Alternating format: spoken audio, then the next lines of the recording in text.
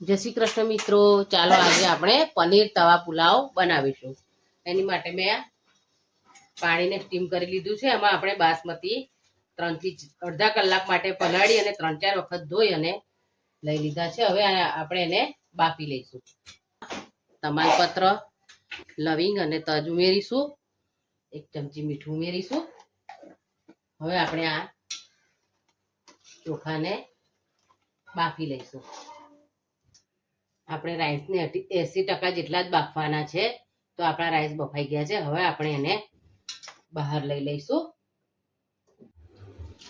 હવે આપણે પુલાવનો વઘાર કરી લઈશું. એની માટે મેં કઢાઈમાં તેલ લઈ લીધું છે. આપણે બટર પણ લઈ લઈશું. આપણે જીરું ઉમેરી લઈશું. આપણે ડુંગળી ઉમેરીશું.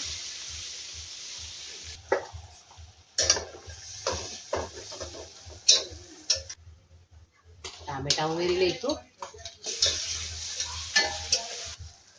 કેપ્સિકમ ઉમેરી લઈશું.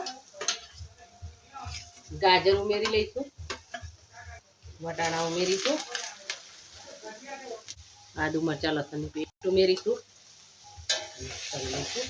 કરી લઈશું. મીઠું ઉમેરીશું. ધાણા જીરું ઉમેરીશું. લાલ મરચું પાવડર ઉમેરીશું. પાવભાજી મસાલો ઉમેરી દઈશું. પનીર ઉમેરી દઈશું.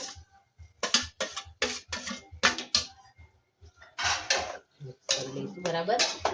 સરસ આપણી ભાજી સરસ થઈ જાય પછી તમારે 1 ચમચી અંદર દહીં ઉમેરવાનું છે. તો તમે 1 ચમચી દહીં ઉમેરશો તો તમારો પુલાવ બહુ જ ફાઇન બનશે. એટલે 1 ચમચી દહીં તમે ચોક્કસ ઉમેરજો. આપણે એમાં રાઈસ ઉમેરી દઈશું.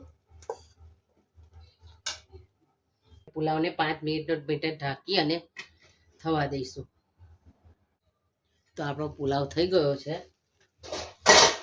આપણે એને ધાણાથી ગાર્નિશ કરી લઈશું. તો તૈયાર છે આપણો પનીર તવા પુલાવ.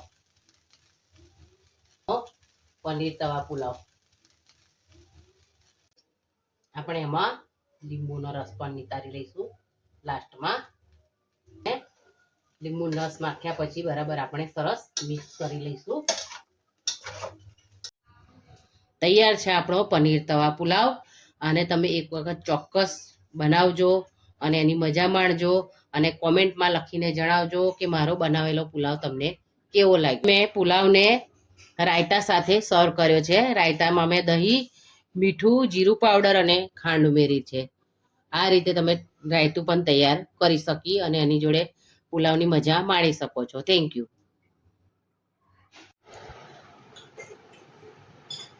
મારી બાએ પનીર તવા પુલાવ 1 નંબર બનાવ્યો છે. તમે પણ બનાવજો અને મારી બાની ચેનલને લાઈક અને સબસ્ક્રાઇબ કરીને કહેજો કે કોમેન્ટમાં કેવો બન્યો છે.